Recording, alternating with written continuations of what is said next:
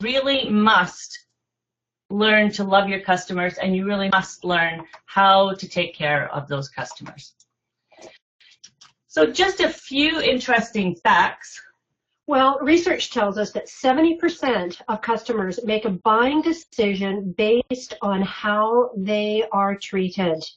And if all of you sort of reach back into your memory, and I'm sure all of you can find some example of a customer service experience that went horribly wrong. Am I right? I'm on that. And the other thing is I'm sure that because a great customer experience is so rare, we remember them as well, but we don't remember the mediocre. No, never the mediocre. And, you know, and just in saying that, I will tell you a quick little story about a restaurant that I went to not too long ago. It has the nicest patio in the city. And I decided, I had some friends in from out of town and decided to take them to this restaurant. And we did get a seat on the patio. And, you know, it was lovely. We were all oohing and eyeing about the view. It was great. However, the service was so bad. They brought us our appetizers, and then it was 90 minutes later that they showed up again to bring us our main course. She did come back and ask us about 75 minutes into it if we would like another drink. And I made the comment, I think you should bring us drinks for free because you have kept us waiting so long. And she said, the young lady flounced and said, well, everyone else is waiting. Didn't really help me a lot. Anyway, because I am a business owner, I really feel it's our responsibility to always let them know if we're happy or if we're not happy. So I did go in search of the manager, couldn't find a manager, but the accountant came out of the back office and spoke to me, and I did let her know how unhappy I was. But it wasn't just, you know, about the service, it was about the attitude of the service provider. She could have made it much different. She could have, you know, helped her experience be better by not being so negative and nasty. I was perfectly prepared never to go back there again. And it was interesting because Eileen and I were writing an article about the whole thing. And we were sitting here writing an article, and we were just finishing up when my cell phone rang, and it was the manager from the restaurant and wanting to know what he could do to make it better, to make sure that we came back. And honestly, if he had not called, I would never have gone back to that restaurant. He did call. He sent me a lovely gift certificate. We did go back, and he made a point of, you know, coming over and checking in with. And Eileen and I have been back there a few times. Well, I was going to say, thank God he corrected it, because it's actually one of our favorite places to go. They always have great appies and wine specials over in the early evening. Anyways, 86% of our consumers quit doing business with a company because of a bad customer experience. And I am sure, as we said, that each and every one of you can name a bad customer experience that you've gone through. But here's the funny thing. In a survey, 80% of companies actually believe that they deliver superior customer service. The funny disconnect here is that when surveying the customers, we find out that only 8% of customers believe that those companies actually deliver on their promises. So we have to really take a look at what that means to us as being in the salon spa industry. Do we really believe that we deliver exceptional customer service? And what do our clients believe about that? And in speaking of that, when was the last time that you put out a client survey? Oh, and it really is critical. And I'll tell you a little story of when I was consulting across North America.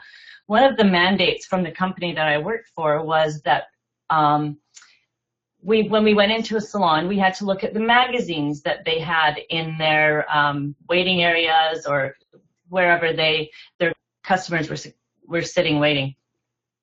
And so I went in and we do the assessment. We got rid of all of the rag magazines. I'm talking about the People, Us Weekly, Hello. And it was so interesting because we absolutely had feedback from the guests that were going into these businesses. They wanted them. And so, you know, I think it's great for us to say, well, this is what we believe in, this is what we're going to do. We're going to take away these magazines. But we have to listen to the people that are paying us the money. And I really think that that was a big eye-opener for me, was to be able to survey the customer to find out exactly what it is that they want. Yeah, they're going to tell you. Make sure you make it anonymous, by the way. And listen, you can actually use your Vagaro system to help you find all the customers. Like, you know, get into your database and start working it, because that's your gold mine. That is your biggest asset that you've got, are the names that you are starting to collect on your Vagaro system. So make sure that you use it. Get it out before the end of the year and put together a client survey and send it off. Again, retention is the new acquisition. I'm going to say that over and over again through this presentation. We throw buckets of money finding new clients to come through our door, but really we should be loving the customers that we have in our company right now and getting them to do more with us. So remember that phrase, retention is the new acquisition. And honestly, you don't know if you're retaining people unless you go in and pull up your retention reports. Once a month, you should be pulling off your customer retention reports out of your Vagaro system. So hopefully, does that make sense? Yes, it does. In fact, actually, Tamika just asked us, how do we survey using a Vagaro with a questionnaire, and how do they respond back? And actually, we were talking to the support last week, and I think it is they are working on a survey for us in the future that you can actually use right off the bat. But in the meantime, all you have to do is put out a questionnaire to your clients just through your email, just asking them some simple questions. And we'll get back to that later on. Yeah, and one of the questions I always ask on any survey that I put out is there anything we could do better? Here. That's you always got to be your. Is there anything we could do better? And we'll get back to, you know, surveys, and we can talk about that at the end of the presentation too. You know, what are some of those questions that we should be asking people? Because it doesn't matter if you have multiple employees or you are on your own. In fact, I believe it's more important if you're an independent contractor, because you don't want to be spending money on marketing. You want to be keeping those clients that you have. Here. Retention is the new acquisition. Oh, I think you said that. I did. Well, you know, I'm like a broken record on that one. Good. Well, listen, what do customers really want? We're catching up. There we go. Loyal customers are worth at least 10 times as much as their first purchase. So think about this. If a client comes in and they spend $100 with you, you have to assess their annual value at 10 times that. So 100 times 10, of course, is $1,000. So that client is actually worth $1,000 to you. It's a lot easier to keep that client happy and coming back than to try and find 10 first-timers who are going to spend $100 with you. Oh, absolutely. Again, retention is the new acquisition. It is 6 to 7 times more expensive to acquire a new one, meaning a new client, because the statistics in our industry are that it costs between $80 to $100 every time you bring in a new client. So what would you rather do? Spend all this money acquiring new ones, or develop a customer service experience that is so exceptional that your clients would never think about going anywhere else? Yeah. And I mean, you know, the rule of thumb is that we do lose 10% of our client base a year to attrition. People die, people move, people divorce, people, you know, they move. Or they get bored. They get bored. I think that's probably... Did I say that? Yes, you did. But listen, 80% of your clients will actually pay more to ensure a superior customer experience. What does that mean? That they actually want to spend more money with you if you are going to treat them with that exceptional guest experience. So many of us are afraid to ask our clients to spend money with us. But here's the statistics on that, is that out of every add-on, 30% of people will actually say, yes, I would like to do that. We have to get over our fear of asking our clients to spend money with us. Oh, and that's the big one. I mean, we just never ask. And try this. I mean, if you leave this webinar today, if you just do one thing, is go back and say, okay, what can I offer as an add-on to my service, whether you're one person or whether you have many staff. One thing that we're going to add on to our service, and guaranteed, out of 10 people that you offer it to, 3 will take it. So, and again, it's all about giving them a better experience. Don't be afraid. I think the word we hear all the time, Eileen, is pushy. I don't want to be pushy. Well, actually, you know what? It isn't being pushy. It is actually offering your customer the opportunity to experience superior customer experience. Right? Yeah, absolutely. So, you go. Getting into that. This is a question I ask all the time. So where does a great customer experience really begin? Ooh, let me guess. You threw me right off. Good thing that I had the cheat sheet. Yeah. So I believe, and I think when you think about it, a great customer experience begins with your team. So if you're a team of 1 or a team of 50. Exactly. It's all to do with your team, because they are on the front lines. They are the ones that are delivering the experiences. And if they are delivering great experiences, then your clients will be experiencing a great visit with you. And a happy team, of course, equals a better customer experience. But here's the thing, is that we have to give our team the opportunity to experience the experience. How else can we make sure that they understand what it is that they're presenting to the client if they don't experience it themselves? Oh, for sure. And one of my favorite sayings, well, we just lost something there. One of my favorite sayings is that action speaks. I'm sure you have all heard that before, probably from your mothers and fathers. Well, it's still true today. Your team members need to experience a great customer experience in order to deliver one. So right from the moment a customer walks in the door, that team member needs to know exactly what that experience looks like, feels like, and what your expectation is. So unless they actually feel it, do it, and live it, they are not going to completely understand it. Because it's one thing for us to sit and say, this is what I want you to do, this is what I want you to do. But to be able to experience it, then they understand. For example, I got my hair colored a couple weeks ago, and when we went to the sink to wash out and put on a toner, my stylist took a hot towel and wrung it out and then put it around my neck at the sink so that my neck was all warm and fuzzy while she was applying the toner.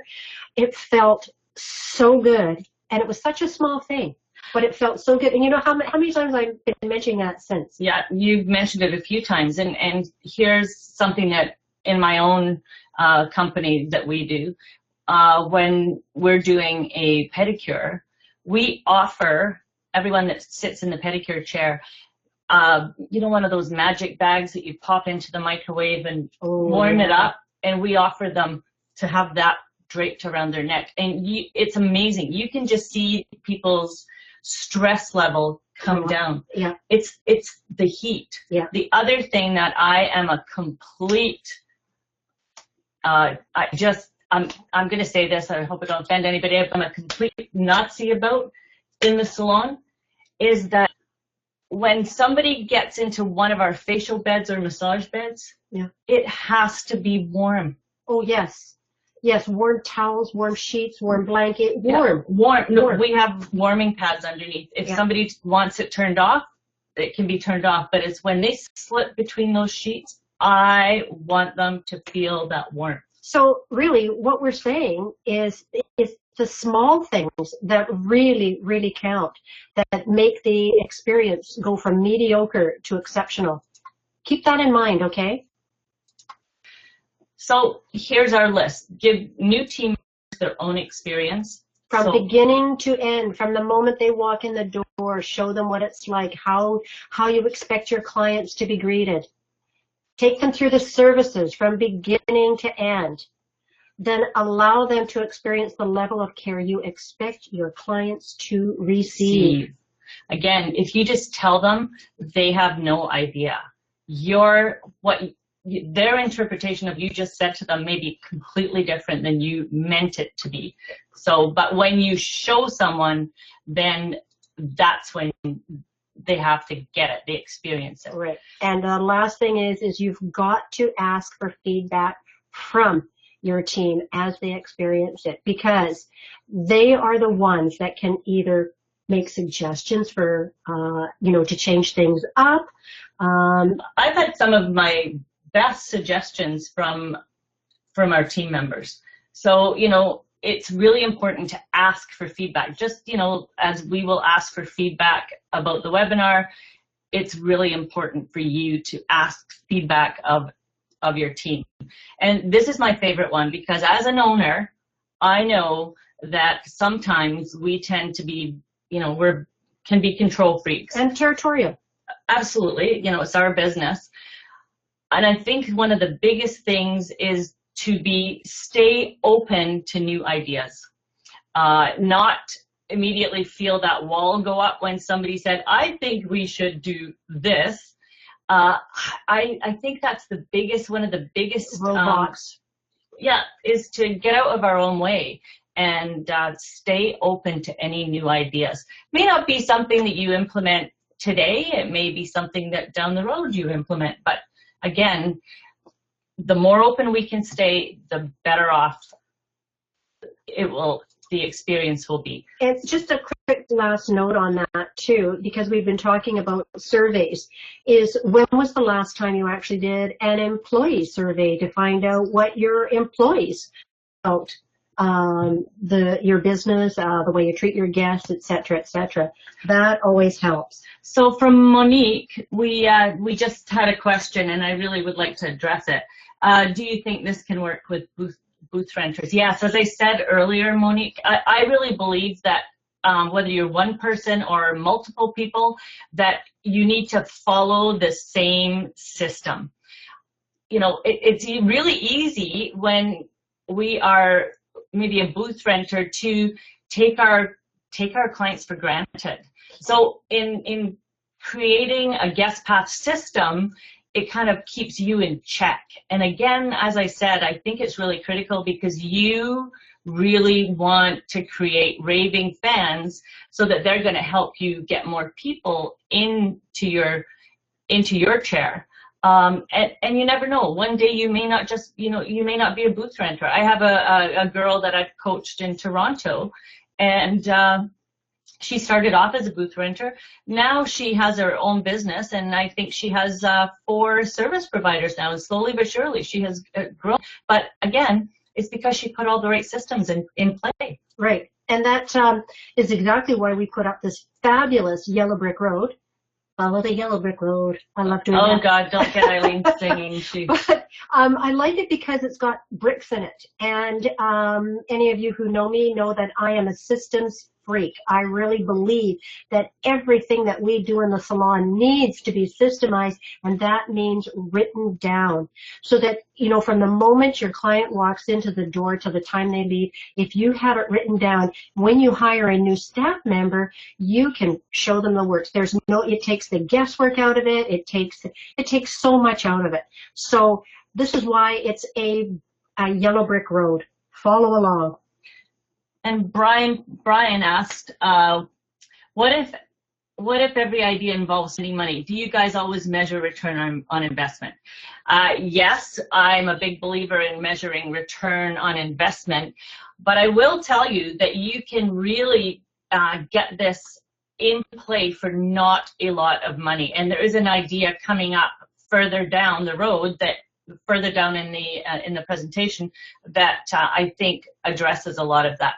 And again, remember, it's, you know, if you're spending money, like if you need to buy some magic bags for pedicure guests or warmers, bed warmers for your massage guests, yes, you're spending money. But I will tell you that retention is the key component here. It's all about retention, because in North America, the average client retention sits somewhere around 25%. So that's for every 100 people that you see, brand new guests, you keep 25 of them. That's the average. I mean, a lot of us may be higher than average, but and that's pathetic, you guys. That's not right, because all it takes is treating your clients well.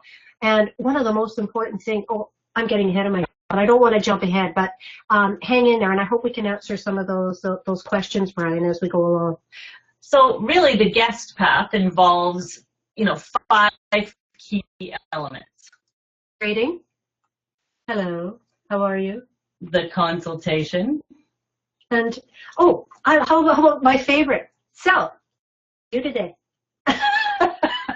Scratch that one.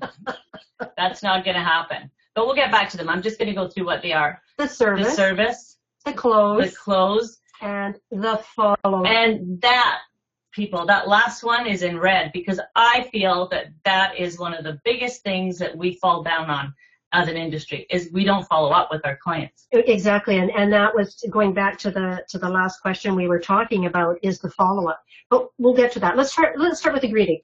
Okay, so the greeting. So right from, when a person walks in the door, let's say, or on the phone. Right. You and I both believe, Eileen, that we should have scripting. Absolutely. Right? So that everybody has a consistent way of answering the phone, of handling your guests. It needs to be consistent throughout. And how fast do you think that you should acknowledge somebody walking into your business? Yeah, this is always very interesting, because, I think, and I know from research, that you have 3 seconds to make either eye contact or smile at someone. Isn't that fascinating? 3 seconds. And I mean, I think every single one of you probably has an example of walking into some kind of a business and nobody acknowledging that you're standing in front of them. Yeah, and you can't always, if you're on the phone or you're with another guest, you can't always, immediately drop everything and tend to them. But all you need to do is to make sure that your staff or yourself just lift your eyes, smile. That is the contact that you need to establish right off the hop. Here. And okay, and in part of the greeting actually leads into the consultation. We believe the most important thing you can have is a first-time client card. Absolutely. That you're going to use the first time, and then every time you are going to be following up with your Vagaro system.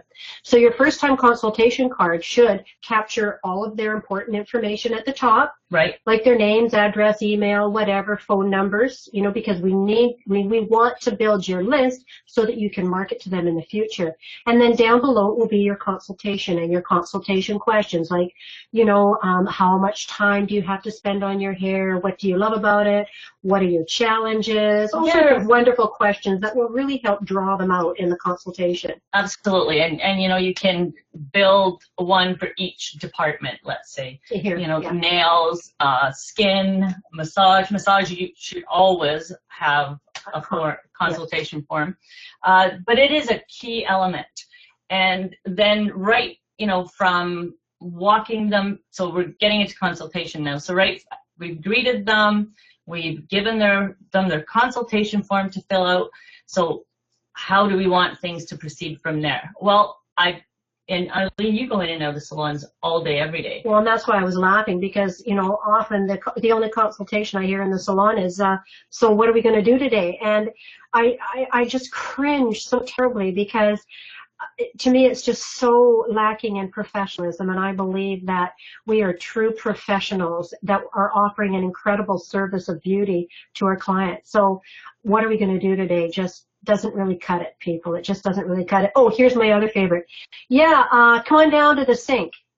There's the other consultation. Words that should never be uttered No. until you've actually, and even if it's a regular client, my protocol is that we still take them to the chair and we, say, how was everything last time? Would you like to make any changes today, or would you be open to some suggestions? Exactly. Would you be open to some suggestions? Because how about this one? What about if you said to your client, Catherine, I was thinking about you this morning and your visit with us, and I have a suggestion to make that I think might really suit your beauty needs.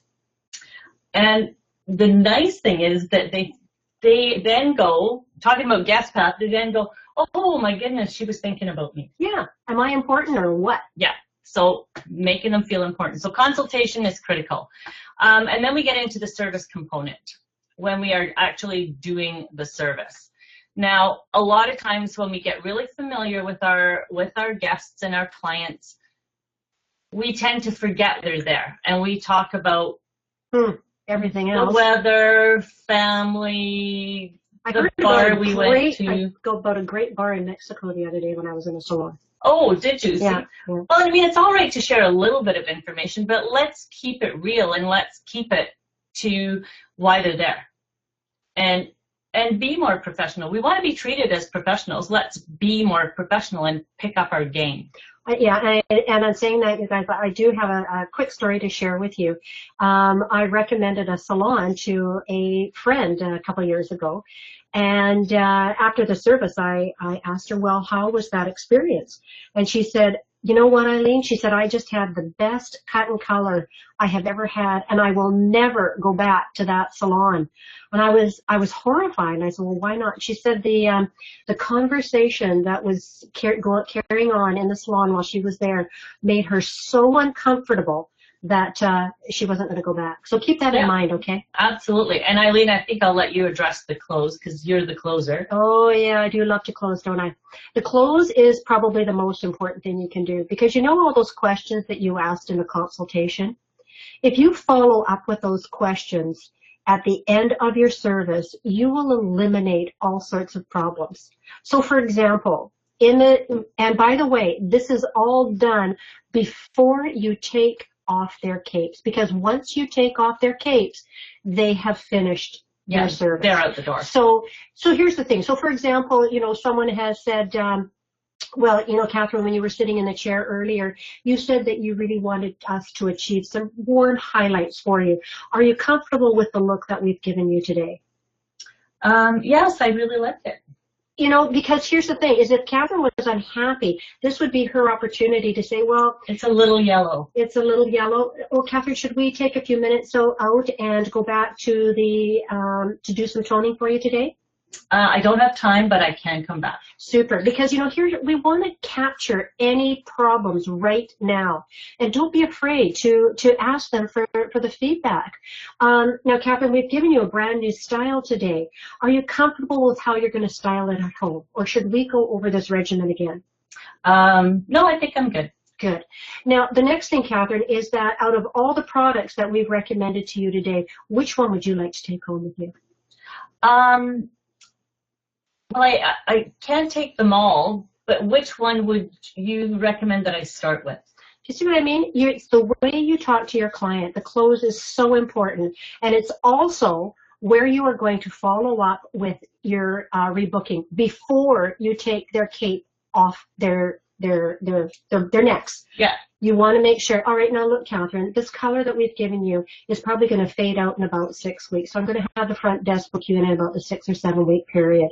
That'll take us to probably towards the end of December. Does that work for you? Yes, that would work for me just fine. Perfect. Then we'll take off the cape, take them up to the front desk, and make sure everything is closed up. And then comes the follow-up. And this is Catherine's area. Well, and I believe this is where all of us fall down. You're a single, independent operator, or have multiple staff. None of us, we're not good at follow-up. No, we just want to say, there, I've done the service. Now, run, go to the next one. Yeah. So I believe that we should be sending them out a follow-up to find out how everything was. Mm-hmm. I believe that we should be touching base with them if you can do a little newsletter. And trust me, it doesn't have to be really, really fancy. Just something to keep in touch with them in between, marketing to them in between. And you can easily do that out of your Vagaro system. It's all there for you. They even do templates for you, but it's just a critical component. You know, we take our regular clients for granted. We follow up a lot of times on new clients, but we don't often follow up on our good old standbys, which is our regular clients all the time. And speaking of that, you know, we talk about the consultation, but it is so important to understand that the second time your clients come in, the consultation is equally as important. Now, here's the important thing, though, is go into your Vagaro system and check out your client history, because it's very important to understand what you did with your client the last time they were here. And it's hard, you can't remember it all in your head. So go and check out what they did and use that information. So for example, if they bought an 8.5 ounce bottle of shampoo from you 6 or 8 weeks ago, chances are they don't have any shampoo at home. So you know you need to follow up with that. If you can see the formulas that you on your clients the last time they were there from your system, now you know what to make suggestions on when you do your consultation with them this time they come in. For sure. This system is so incredibly important to use. I just think, you know, you really need to build this. It doesn't matter how big or how small you are, you have to build this. But, and in saying that, you know, we have a whole class that we do on scripting, and we have a whole class that we do on follow-up. So if you guys would like those classes, just let us know and we can organize it. We'll organize those classes that we go on. But those are the 5 components of a great guest path. But I told you were going to get a nugget. So here's the nugget. This is helping you to create your own guest path videos. Because it's like we were saying earlier, Catherine, you know, like we really believe that path is a brick by brick layer, right? Yeah. But every time you get someone new in, or every time one of your trainees isn't following, or one of your staff members isn't following the systems you put in place, you have to sit down with them and tell them over and over. And that was the, you know, I had a conversation with my shareholders, and that was their big beef, was like, oh my God, we, you know, like sometimes have to keep retraining and retraining and retraining. Now that's where it gets into money, because it's expensive. Somebody has to retrain them. Yeah. And my shareholders are big ticket people. You know, they just don't have. Yeah, we can't take everybody off the floor to do that continual retraining. Yeah, a friend of mine from Australia who has multiple salons came up with this brilliant idea, and we have implemented it and utilize it. So basically, we video every step, like every one of those steps, we video how we want it done. So every single one.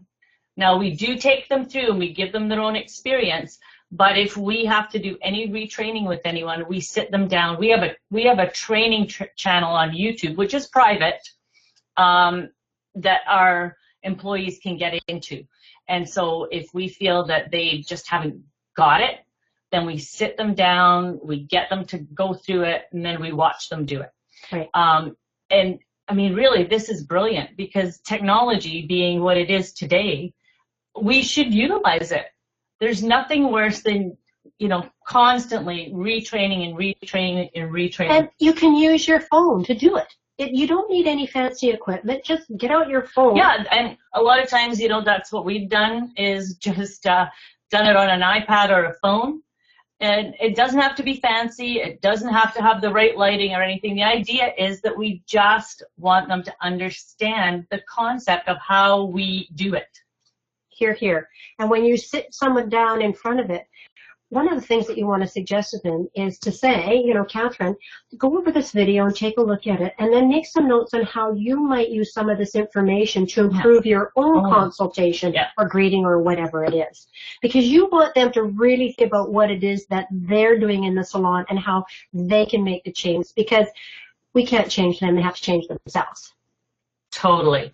So I hope you think that's a great idea, because for us, it's been a massive time saver.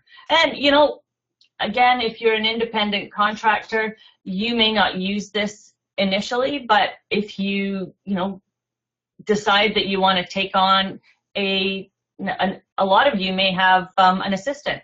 So if you take on an assistant, then you absolutely would do this so that you don't have to keep going over and over and over things again with them. So it doesn't matter what size of business you have, you can make this your own. It also doesn't matter how fancy your salon is, because as long as your salon is clean and tidy, it's what happens in the chair that is important, not as much as the surroundings. Wouldn't you agree?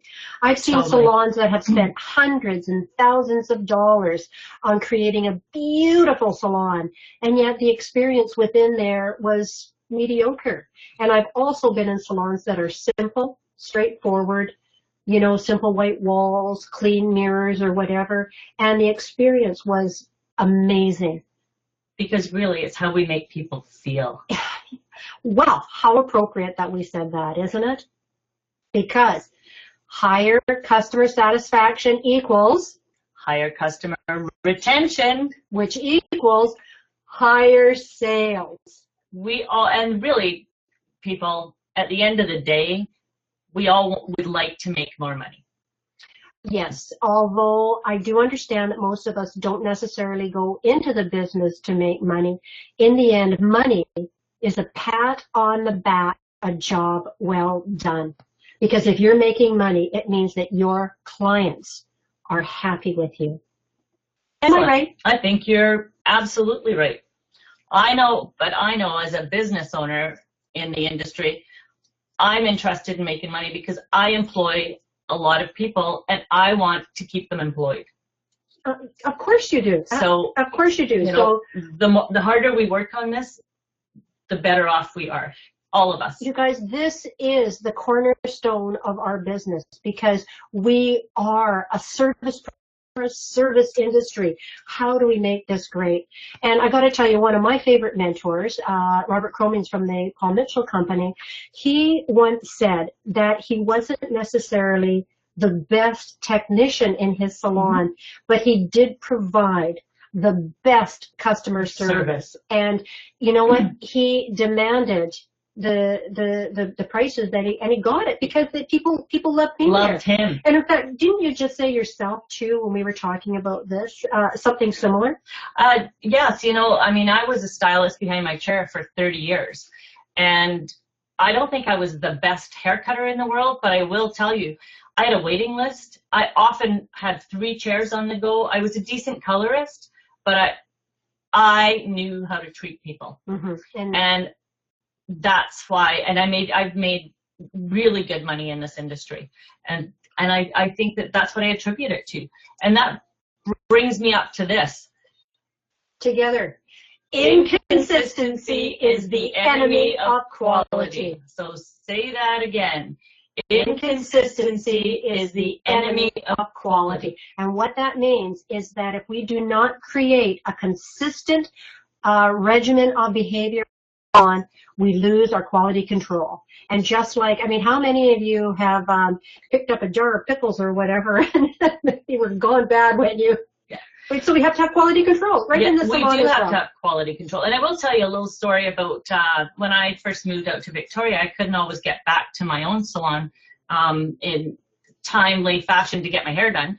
So I went looking for some place here that I could go to, and I found some place that I really, really liked. And one of the things I loved was that they gave me a hand and an arm massage. Oh, I love that. While my color was processing. But here's the thing. They did it the first 2 times that I went there, and then it was only intermittent after that. They dropped the ball. They dropped the ball. So if you start something, make sure you carry it forward, because that's in your system. It's disappointing. I was disappointed. Oh, I'll give you a hand massage right now. But that's why we try and create these systems, because we don't want to be inconsistent. I mean, if Eileen goes to a salon and she sees Mary Jo one time and she sees Beth the next time, the services should be consistent in how they're delivered. Exactly. You know, we're all a little bit different in how we may cut or style. Oh, yes. But the actual experience should be consistent. The way you drape, the way you service on the at the sink, all of it should be really, really consistent. Absolutely. So, and that's why this is a mantra of ours that I really believe. So in saying everything, let's wrap it up and see what kind of takeaways we have for you. And perhaps while we're doing this last little segment, if you have any questions, if you want to stick them in line, we will address them. So customer service is a powerful marketing tool, and this mentality should profoundly influence your business decisions. When we think about marketing, we think about putting a flyer out or, you know, putting a promotion together. But I will tell you that customer service, the guest path experience, is also a marketing tool, and that's what we should make sure that in our minds we have that firmly entrenched. Sorry, I'm just typing to ignore. Okay, so we just had somebody say our screens were out, but yeah, Yvonne was missing a screen, so I thought after we finish this, we'll go back and show it to her. Okay, no problem, not a problem. So please think of your guest path as a marketing tool. And so to go back and answer the question of the fellow who asked about return on investment, I think you need to, you know, when I'm looking at my budget, customer service to me is a marketing tool. So I have a budget to look at my customer service. So what do I need to do that's a little bit different? Do I need to buy some more magic bags? Do we need more warming pads? I mean, that's marketing to me. Well, it is. But they're minimal cost. Creating great, exceptional customer service is actually a minimal investment for you to make. Oh, totally. Because all of it's about your voice. Yeah, or just walking, and this is the other thing, and if anybody would like a copy of this, they can just email us and let us know, is that I believe that every quarter, so like every 3 months, you should go outside of your salon and you should have a sheet of paper with all the areas of your salon, and you should walk into your space as if you are a customer and check off. Because I'll tell you, going back to my salon, I do that every single time I go back, because I see things that my shareholders don't see because they're in it every day. Yeah, we need a fresh look, people. We need a fresh look. So you just have to walk in with that mindset. I need to look at each one of these areas. You know, I see the dust that is in some of the vents that the clients may see that my shareholders are busy, they may not notice. But I think that is another extremely important aspect of the guest path experience. So for anybody that would like that form, we can send it to them. So you'll see our email address come up at the end. Yeah, and you can send us a note. Customer's opinion of your company is largely based on emotion, because what they experience in the salon is usually emotive, because that's why people buy. You buy out of a feeling not out of a sale. Yeah. People don't buy products, they buy stories. People don't buy services, they buy experiences. And these are all feelings, which are emotions. So I really want you to keep that in the back of your mind, that we want to generate a feeling and an emotion in our customer of well-being, of contentment, of joy, of happiness. Oh my God, look at my hair. Mm-hmm. Yeah, look at my skin. Look at me. And the key word, I feel.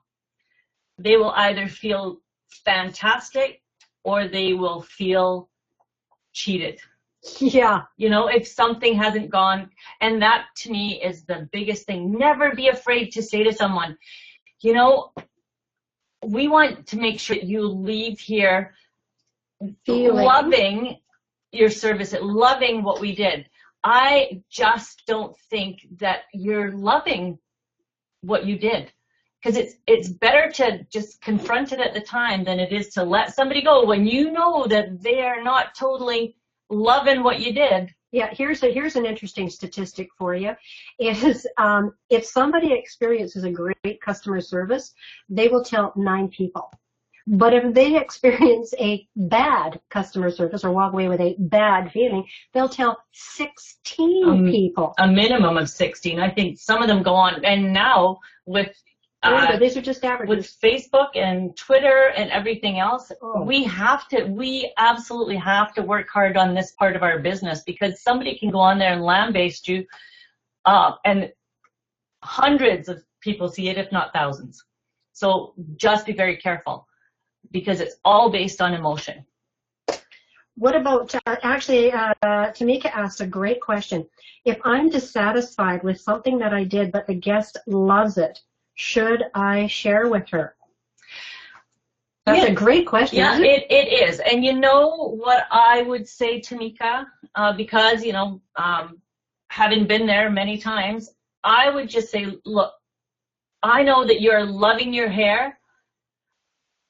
If for any reason you go home and you're not satisfied with any aspect of it, please call me back immediately. Well, I also think Brian nailed it, because that's what I was going to say. Plant a seed for the next service, because that's what you really want to do, is say, you know, well, Catherine, you love your hair. Here's my suggestion of what we might do next time to do that, because you don't really want to tell your client that you're dissatisfied, because you are an artist. And to be honest, this is one of the things that I find with so many of the stylists that I work with. They're artists, and very few of them are completely happy with everything they do. They always see that one more thing that they could do. Yeah. So I think that Brian nailed it by saying plant a seed for the next service. Yeah, and the other thing is, and I'm a big one for this, I believe we should guarantee all of our services. And most of us, you know, somewhere, and we do, I believe we should put it out front. It's on every piece of marketing that we do in our company. It is on our website. It's everywhere. Is that we guarantee our services. And the thing I hear from salon owners, or, you know, if you're on your own, is what if somebody takes advantage of that? And you will get those people, but I'll tell you, they're few and far between, because we see thousands and thousands of guests every month, and we've had very few that actually want their money back. We always want to get them back in, but it's a comfort level for people to know that you stand behind what you do. Here. It's like any other service or any other product. And Brian, you nailed it again. You are telling them we'll see each other again. That's exactly what you're doing, right? And that's what we want to do. Before we take off that cape, we are going to plan their future with us. Because if you're giving them a wow experience, they are not going to go anywhere else. Because remember, you don't just want, you know, customers, clients, guests, whatever you call them. You want raving fans. Because raving fans go out and talk about you. They are your marketing. They send you new people. All the time. I always say, when I moved to Winnipeg from another city, and so I basically, from a full clientele, I went to no clientele. I had to build a new clientele. And 2 women, 2 teachers, built my business for me.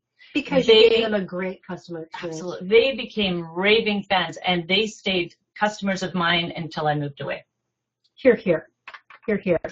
We're just at, oh, have you got one more slide for us? Most buying decisions are made via word of mouth.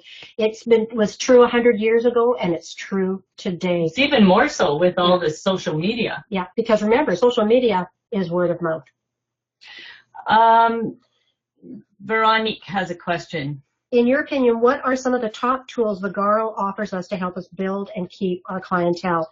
Oh, that's a really good question, and it's amazing how much you can use this system to help you market to your clients. So I think number one that you should start off with is just gathering all their information. It's surprising to me when I go to do marketing classes with people how many of them have no database. Yes, and or they might just collect the phone number or something. Yeah. But really, and that's what the beauty of having a consultation card is, because on it you ask for their name, address, email address, and their phone number. And that way, because marketing nowadays, Catherine, isn't it true, has to be everything. It has to be email, direct mail, Facebook, social media. It has to be a really good mix of things. It's not just one put all thing. your eggs in one basket. That's for darn sure. So number one is collecting the data. Collecting the data, so you have that with Vagaro. The next one I would say is use your customer retention reports to find out who's coming back. Because I'll tell you, even if you're an independent contractor, you may not remember that Susie Q hasn't come for 6 months. Yeah, exactly. So if you look at your retention figures on a regular basis, you'll be able to market to them. If they haven't come back, why haven't they come back? And then you can send out via the Vagaro email a little note saying, we feel awful. We haven't seen you. Did we do something wrong? Did you do something wrong? Here's an offer to get you to come back in. So I think those are some key areas of helping you keep your client base. And then again, they have all the templates to send out email marketing pieces. Don't be afraid to, send out email marketing pieces to your clients, because we may, in fact, this morning I have a young girl who does my eyelash extensions, and I actually suggested that she take on Vagaro, and because I know at certain times of the year you're going to be slower than others. And this morning she just sent out an offer through Vagaro because she's a little slower at this time of the year. And I thought, well, good for you. She is utilizing her system. Exactly. Just there's so much. It's such a gold mine for you. And as we said, when you're using your consultation, is to use your client history to help drive your business into the future. And one of the things, actually, Catherine, that tweaked me is that we often forget to stay in touch with our in between visits. And there's another way that we can use the Vagaro. Even when we know that they've got an appointment booked, it's just another way to stay in touch. Absolutely. And to use the Vagaro system for reminders or follow-ups or... Oh, and that's the beauty of it. I think that's brilliant. Yvonne says, email marketing is the key for all specials, welcome cards, happy holidays too. Yes. Email marketing is one component of it. I believe it's only one component of it. I think it can be an important one, but I think you need to couple it with some hard copies in salon as bag stuffers. I think there's nothing wrong with sending out a letter to some of your clients, some of your really top clients. I think something by mail blows them away. So, I think there's just so many things that we can definitely do. And really, a letter is a cheap way of marketing. We just don't get a lot of letters through our mailbox anymore. No, and you open it. Yeah, and so to be able to do that is great. And you can use Vagaro because it will allow you to print your envelopes and mail merge. How cool and sweet is that? Yeah, it's pretty slick system. And I will tell you, my own salon it's taken us a few months to get all our data in because we're so big, but we will be up and running with Vagaro within the next 4 weeks. And Brian's just asked us, have either of you owned and operated a booth rental salon? No, we actually haven't owned or operated, but we work with booth renters on a regular basis. So, Yes. have some idea of some of the challenges, et cetera, that you run into with that operation as well. Yeah, and I have in my consulting practice worked with some booth rent salons and spas. So yeah, so we're pretty well rounded. And again, up on the screen is our website, and I didn't put up here, I apologize. I said it was the first time we did a webinar in this medium. So it's info@theprofitablesalonowner is our email address. I'm just putting it up on the chat. Oh, great. Oops, no spaces. So yeah, so if anybody would like that form where they can, that's. And well, just another quick comment from Monique. I find it challenging to get booth renters to conform. And you're right, Monique. It is harder, but there is a way to go about it. And we've kind of run out of time. But if you want to send us an email asking that question or talking about that, we might be able to send you a couple tips back on that one. Does that make sense? So we hope everybody enjoyed this. As I said, it was, we're used to speaking to a live audience. This was pretty fun though. It was, well, because we were talking to each other. It was talking to each other. And, but anyways, everybody, thank you so much. We will see you next month. Any suggestions on topics that you would like to have us address, send us an email, let us know, because this will be a monthly event. Excellent. Hope you enjoyed it, and I hope you'll be with us next month. Thanks, Dwayne. Love you too, bud. Bye, all. Bye, everyone.